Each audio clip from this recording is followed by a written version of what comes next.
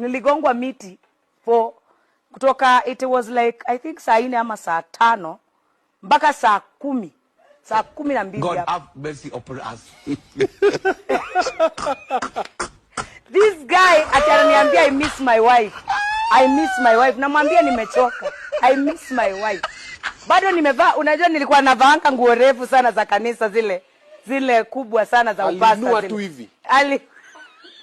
Alipita naye. Alikupiga miti for 5-6 hours. I think 7 to 6.